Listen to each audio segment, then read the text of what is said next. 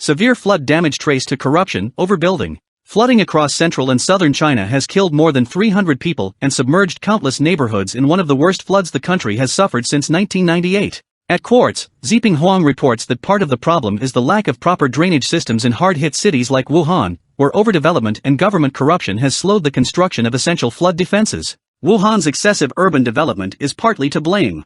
Known as the City of 100 Lakes, Wuhan doesn't live up to its name anymore. From 1949 to 2015, the number of the lakes in Wuhan's urban areas dropped from 127 to 40 because they were filled for construction, which effectively makes it harder for the city to absorb flood water.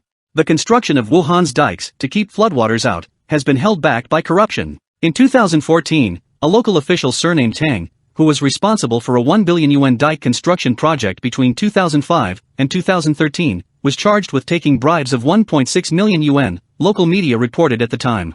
2 other officials were also charged with bribery at the time. One dike, which should have been upgraded as part of the project, was breached by the flooding last week, news portal Soho reported. Corruption and wasteful spending scandals are not uncommon in China's flood control projects. In 2011 at Jingdezhan, an eastern city often stricken by floods, local officials finished only half of a dike while spending more than 70% of the 300 million yuan budget, because they spent the money on landscaping, state news agency Xinhua reported. In 2008 in southern Nanning City, Zhang Jianhui, then head of the local government's water conservation department, was sentenced to death for taking bribes of 26 million yuan over 8 years, Xinhua reported. Residents in Wuhan are now demanding answers from government officials for the city's lack of adequate drainage. Wang Xinyu, a university student who grew up in the city, earned nationwide attention this week for demanding that city officials disclose how much they spent on upgrading the city's drainage. 3 years ago, officials promised that they would invest 13 billion renminbi, or nearly $2 billion, on enhancing pipes and channels to drain floodwaters.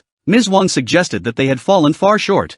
I just want to know how that 13 billion was spent, Ms. Wang said in an interview with Sina, a Chinese website.